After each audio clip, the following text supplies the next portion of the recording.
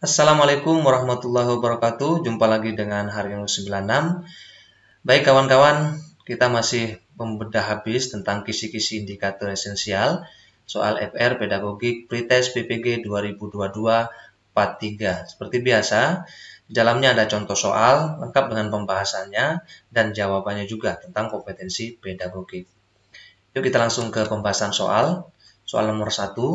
Pak Anwar adalah seorang guru pendidikan jasmani di SD Indonesia Bersatu. Guru ini melakukan pengumpulan data tentang tinggi badan, berat badan, kandungan lemak badan, panjang lengan, panjang tungkai, lingkar lengan, lingkar paha, lingkar bahu, lingkar leher, dan sejenisnya.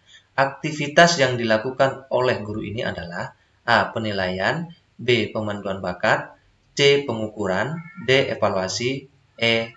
Tes. Yuk kita masuk ke pembahasannya. Pembahasan suatu proses yang dilakukan secara sistematis untuk memperoleh besaran kuantitatif dari suatu objek tertentu dengan menggunakan alat ukur yang baku. Nah, di sini sudah jelas bahwa jawabannya adalah pengukuran karena dilakukan secara sistematis. Ya, begitu kira-kira kawan-kawan ya. Kemudian kita masuk ke soal nomor 2. Guru menugaskan tiap tim dalam kelasnya untuk melakukan presentasi tentang strategi mereka menjelang turnamen kelas dan kemudian dinilai. Penilaian ini termasuk A. Penilaian hasil belajar, B. Rapot, C. Penilaian proses pembelajaran, D. Evaluasi, dan E. Tes. Kita masuk ke pembahasannya, kawan-kawan.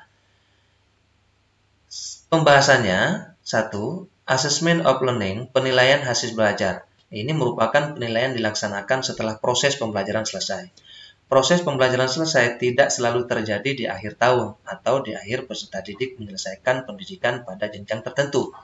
Setiap pendidik melakukan penilaian dimaksudkan untuk memberikan pengakuan terhadap pencapaian hasil belajar setelah proses pembelajaran selesai.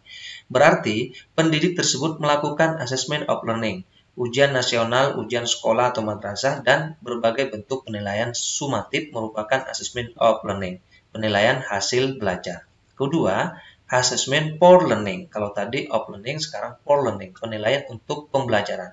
Dilakukan selama proses pembelajaran berlangsung dan biasanya digunakan sebagai dasar untuk melakukan perbaikan proses belajar mengajar. Dengan assessment for learning, pendidik dapat memberikan umpan balik terhadap proses belajar peserta didik, memantau kemajuan dan menentukan kemajuan belajarnya. Assessment for learning juga dapat dimanfaatkan oleh pendidik untuk meningkatkan performa dalam memfasilitasi peserta didik. Berbagai bentuk penilaian formatif, misalnya tugas, presentasi, proyek, termasuk kuis, merupakan contoh assessment for learning, penilaian untuk proses belajar. Dari pernyataan ini atau dari pembahasan ini sudah jelas bahwa jawabannya adalah C, penilaian proses pembelajaran. Oke, baik kawan-kawan, jadi kita ketika ada soal ini, alangkah baiknya kita sedikit menghafal tentang apa itu assessment for learning atau apa itu assessment of learning, penilaian hasil belajar dan penilaian untuk proses belajar. Jadi untuk hal ini bisa dibaca ulang kawan-kawan sambil mengingatnya. Oke, kita lanjut ke materi yang ketiga atau soal yang ketiga. Guru akan mengelompokkan siswa berdasarkan kemampuan keterampilan motoriknya. Untuk itu, guru dapat menggunakan A. Rubrik, B. Tes tertulis, C. Tes komputer, D. Tes keterampilan dan pengukuran, E. Tes lisan. Ya, guru akan mengelompokkan siswa berdasarkan kemampuan keterampilan motoriknya. Oke, pahami kata kuncinya. Coba kita masuk ke pembahasan. Tes keterampilan dan pengukuran digunakan untuk mengetahui penguasaan geraknya, sedangkan pengukuran merupakan kegiatan untuk melihat kuantitasnya. Di sini sudah jelas bahwa jawabannya adalah tes keterampilan dan pengukuran. Jawabannya adalah D. Ya, karena kata kuncinya adalah kemampuan keterampilan motorik. Jadi tes keterampilan di sini dan pengukuran digunakan untuk mengetahui penguasaan gerak motorik ya. Nah, begitu kawan-kawan. Jadi jawabannya adalah D. Baik, kita masuk ke soal nomor 5. Di tengah penyampaian materi bola voli, guru melakukan tes keterampilan passing atas. Apa tujuan guru tersebut melaksanakan tes? A. Menentukan kenaikan kelas. B. Klasifikasi. C. Mengisi rapor. D. Keperluan administrasi. E. Perbaikan mengajar. Perhatikan, soalnya di tengah menyampaikan materi bola voli, guru melakukan tes keterampilan passing atas. Apa tujuan guru tersebut melaksanakan tes tersebut?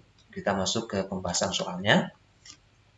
Penilaian sumatif adalah suatu aktivitas penilaian yang menghasilkan nilai atau angka yang kemudian digunakan sebagai keputusan pada kinerja siswa. Kegiatan penilaian ini dilakukan jika satuan pengalaman belajar atau seluruh materi pelajaran telah selesai. Penilaian sumatif digunakan untuk menentukan klasifikasi penghargaan pada akhir kursus atau program. Penilaian sumatif dirancang untuk merekam pencapaian keseluruhan siswa secara sistematis. Penilaian sumatif perbaikan dengan menyimpulkan prestasi siswa dan diarahkan pada pelaporan di akhir suatu program studi. Penilaian sumatif tidak memberikan dampak secara langsung pada pembelajaran, meskipun seringkali mempengaruhi keputusan yang mungkin memiliki konsekuensi bagi siswa yang dalam belajar.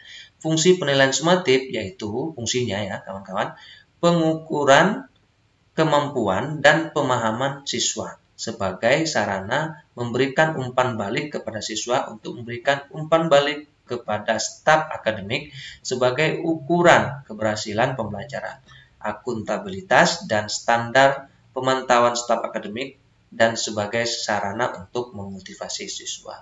Dari pembahasan ini jelas bahwa jawabannya adalah D, keperluan administrasi. Jadi tujuan guru tersebut melaksanakan tes di tengah menyampaikan materi bola voli adalah untuk keperluan administrasi. Begitu kira-kira kawan-kawan. Baik, kita masuk ke soal nomor 5.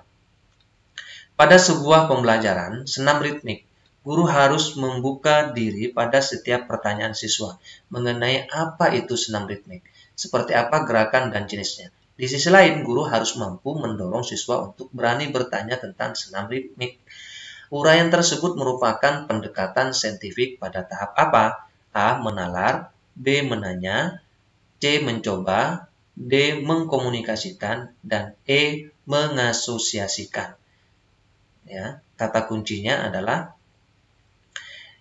membuka diri pada setiap pertanyaan siswa mengenai apa itu senam ritmik. Oke, kita masuk ke pembahasan. Baik, kawan-kawan. Pembahasannya, perhatikan kata membuka diri pada setiap pertanyaan siswa. Nah, otomatis hal itu akan mengarah pada ranah menanya. Guru membimbing siswa untuk memunculkan pertanyaan di mana pertanyaan tentang hasil pengamatan objek konkret sampai kepada abstrak, berkenaan dengan fakta, konsep, prosedur, ataupun hal lain yang lebih abstrak. Mengamati, kegiatan belajarnya mengamati, melihat, membaca, mendengar, menyimak, tanpa atau dengan alat. Kompetensi yang dikembangkan melatih kesungguhan, ketelitian, mencari informasi, metode mengamati, mengutamakan kebermaknaan, proses pembelajaran atau meaningful learning. Metode ini memiliki keunggulan tertentu seperti menyajikan media objek secara nyata, peserta didik senang dan tertantang, dan mudah pelaksanaannya. Tentu saja kegiatan mengamati dalam rangka pembelajaran ini biasanya memerlukan waktu persiapan yang lama dan matang, biaya dan tenaga relatif banyak, dan jika tidak terkendali akan mengaburkan makna serta tujuan daripada pembelajaran. Nah, dari pembahasan ini sudah jelas bahwa jawabannya adalah A. Menalar. Oke, perhatikan. Guru harus membuka diri pada setiap pertanyaan. Jadi bukan guru memancing siswa untuk bertanya, tapi guru membuka diri pada setiap pertanyaan. Berarti masuk kepada ranah menalar. Begitu kira-kira kawan-kawan. Dan baik, sekian dan terima kasih kawan-kawanku. Seperti biasa, mohon bantuannya like, share, subscribe, dan bunyikan juga loncengnya. Kita akan jumpa lagi di part-part berikutnya. Kalau ada kesalahan dan kekurangan mohon dimaafkan. Wassalamualaikum warahmatullahi wabarakatuh.